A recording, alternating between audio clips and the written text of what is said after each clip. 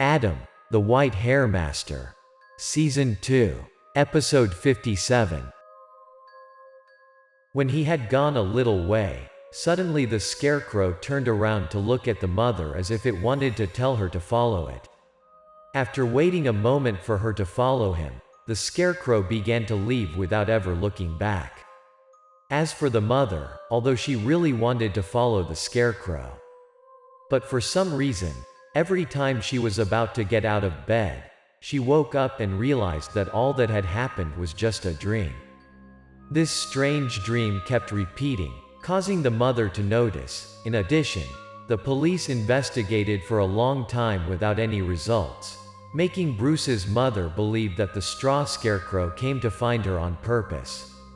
However, she cannot go to the police station to tell them her strange dream, so she used her acquaintances to contact Adam and Sarah to seek help. After telling Adam the story, Sarah turned to ask him about the strange appearance of the straw scarecrow. Like Bruce's mother, Sarah wanted to know if the scarecrow's appearance was a coincidence. At Sarah's question, Adam slowly answered her. According to Adam, all things are capable of self-cultivation. The fact that a scarecrow was erected in the middle of the field, day by day absorbing the quintessence of the sun, moon, if there are suitable conditions, it is not strange that it has foreboding. Adam also added that precisely because this scarecrow had some suspicion, plus, the fact that Bruce was murdered right next to the scarecrow makes it the only witness in this case. This is probably the most logical explanation for its constant search for the mother in her dreams. But perhaps because this scarecrow's intuition is limited, it can't speak yet. On the way to Bruce's house, their car passed a field. Because this was the only major road leading into the village, Adam began to pay attention to the crime scene. Sure enough, after a moment of attention, Adam found the straw scarecrow next to the scene. It was not difficult to recognize it, because according to Sarah's account, the appearance of this straw scarecrow is quite special. At this time, there are not many straw scarecrows planted in the field anymore. As soon as he discovered the location of the straw scarecrow, Adam began to pay attention to it. Perhaps because he wanted to find out something before going to Bruce's house. So Adam told Sarah to stop at the field where Bruce was murdered.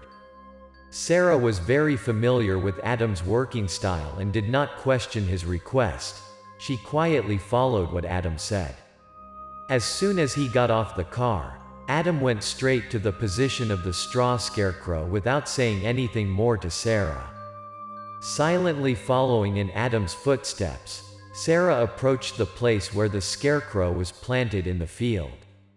Apart from a few minor particular points in appearance, this straw scarecrow is entirely similar to another scarecrow. In Sarah's eyes, she didn't see anything unusual at all. And of course, as usual, Sarah couldn't contain her curiosity any longer. She began to ask Adam about the unusualness of the straw scarecrow in front of her. But before Sarah's question, Adam just kept silent and began to close his eyes. Watching this action of Adam, Sarah understood that he was trying to open his yin and yang eyes. That's why Sarah continued to keep quiet so that Adam could focus. A few seconds later, Adam finished opening his yin and yang eyes. Immediately turning his gaze to the straw scarecrow that was planted in the field, Adam wanted to confirm his speculation before coming here to see if it was correct or not. Adam immediately confirmed that his speculations were entirely correct with a familiar smile. With his yin and yang eyes, Adam could see around the straw scarecrow there was a faint aura, but because this scarecrow has not yet absorbed much of the essence of the sun, moon, this layer of spiritual energy is relatively thin. If a magician has weak spiritual power, he will not see it. Adam could conclude that this straw scarecrow had a hunch but was still very weak. From what he could see, Adam seemed to have begun to think of what to do next. He turned to Sarah and told her to take him to Bruce's house. Knowing that Adam had seen through something, but he didn't tell her, Sarah seemed to be a little sulky. After leaving the field with the straw scarecrow, the two quickly moved to Bruce's house. Initially, when she first received the two, the mother's attitude was quite typical, but after a few sentences of exchange, seemingly aroused the pain in her heart. Bruce's mother could not hold it anymore. Tears streamed down her cheeks again. Suppressing her sobs, the mother still insisted that the scarecrow knew something and that it was trying to tell her but couldn't. Sitting next to his wife, Bruce's father repeatedly comforted his wife. When she regained her composure, he turned to talk to Adam. The father doesn't really believe what his wife says. He thinks his wife is too sad and haunted by her son's death, so her thinking is somewhat unwise. However, as a husband, seeing his wife suffering like that, he couldn't bear it, so he invited Adam to come here. The primary purpose is to help his wife fulfill her wish only. Faced with his father's somewhat distrustful attitude, Adam felt there was no need to explain everything in detail. At this point, he just wanted to find some things that he needed, so Adam asked Bruce's father for an old set of clothes and some dry straw. Adam also added that he is unsure if his work will work, but once he got here, he couldn't help but give it a try. Everything can be said until then. Although he did not put too much hope in Adam, the father was still very comfortable providing what Adam asked for. After getting what he needed, Adam continued to stay at Bruce's house to rest. When it was dark, he and Sarah brought the prepared things to walk to the field where the scarecrow was planted. As they neared their destination, Sarah began to ask what Adam would do with the things they brought with them. She also wondered why Adam spent the whole day braiding a straw scarecrow but only half done.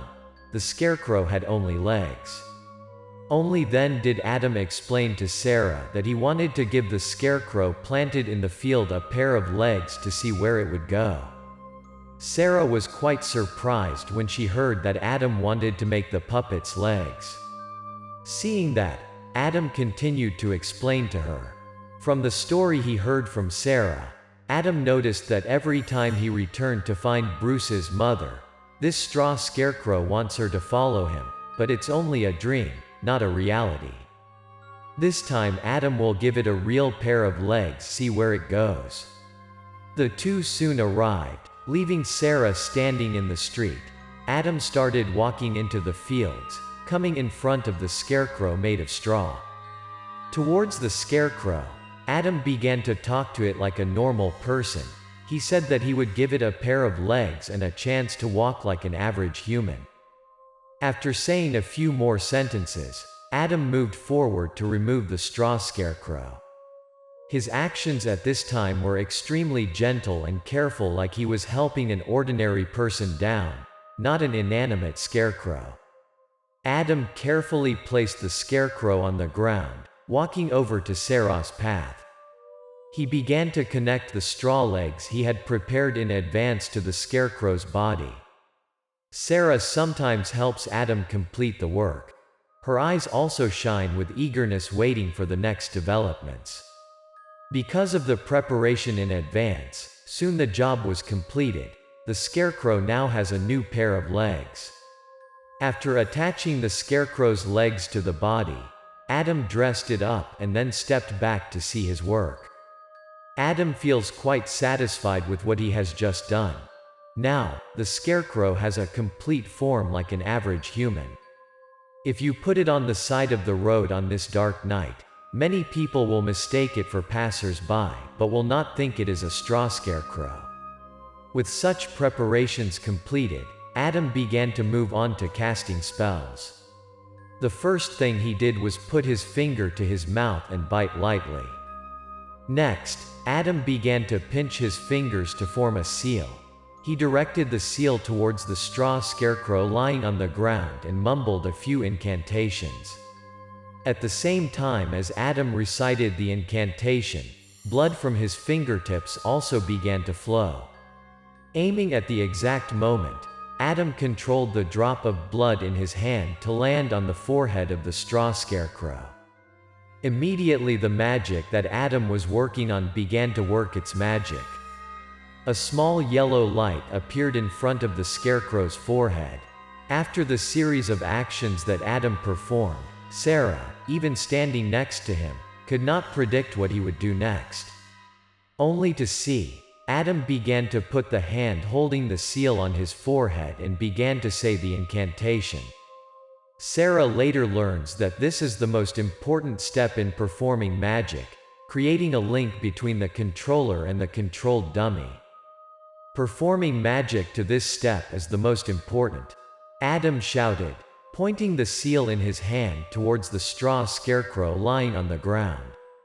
Immediately after the shout, Adam's right arm was also slowly raised as if holding something.